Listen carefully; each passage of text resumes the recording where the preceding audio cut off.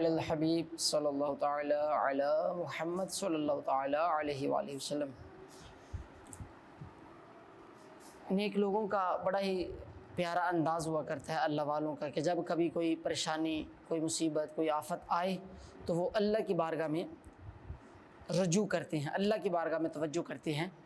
حضرت رابعہ بصریہ رحمۃ اللہ تعالی علیہا، آپ کہیں جا رہی تھی تو ایک اینٹ گری آپ کے سر پہ لگی اور سر پھٹ گیا، خون بہنا شروع ہو گیا، لیکن آپ نے اس طرف توجہ ہی نہ کی۔ تو لوگوں نے پوچھا کہ کیا اماں جی آپ کو تکلیف نہیں ہو رہی؟ تو کہا جی تکلیف تو ہو رہی ہے، لیکن میں اس تکلیف کی طرف توجہ میری نہیں ہے، میری توجہ تو اس خالق و مالک کی طرف سے ہے۔ ظاہر اینٹ جو ہے وہ خود میں خود نہیں آئی، بلکہ اللہ کے حکم سے ہی گری ہے میرے سر پر۔ تو جب اللہ کے حکم سے یہ تکلیف آئی ہے، اللہ کی طرف سے آئی ہے، تو اس لیے مجھے اس تکلیف کی کوئی پرواہ نہیں ہے۔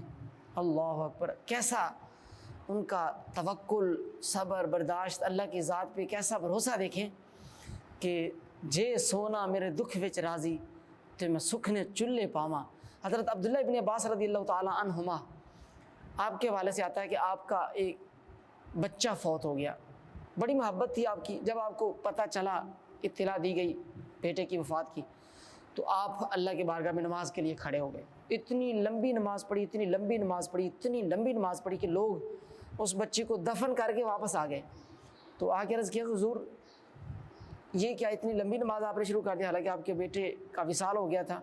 تو فرمایا ہاں اسی وجہ سے تو میں نے لمبی نماز پڑھی ہے کہ چونکہ مجھے اپنے بیٹے سے محبت بہت زیادہ تھی، اور اس صدمے کو برداشت کرنا میرے لیے بہت مشکل تھا، بڑا صدمہ تھا جو برداشت سے باہر تھا۔ تو میں نے اس صدمے کو برداشت کرنے کے لیے یہ انداز اختیار کیا کہ میں نے اس صدمے کی طرف توجہ ہی نہیں کی، بلکہ اللہ کی طرف توجہ کر لی۔ اللہ کی بارگاہ میں سجدہ ریز ہو گیا، اللہ کی بارگاہ میں کھڑا ہو گیا اللہ کے حضور نماز میں۔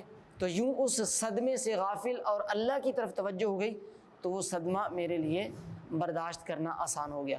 تو احباب ذی وقار یہ ہے اللہ والوں کا انداز۔ اللہ تعالیٰ نے قرآن پاک میں ارشاد فرمایا وَاسْتَعِینُوا بِالصَّبْرِ وَالصَّلَاةِ إِنَّ اللَّهَ مَعَ الصَّابِرِينَ، فرمایا کہ نماز اور صبر سے مدد مانگو، بے شک اللہ صبر کرنے والوں کے ساتھ ہے۔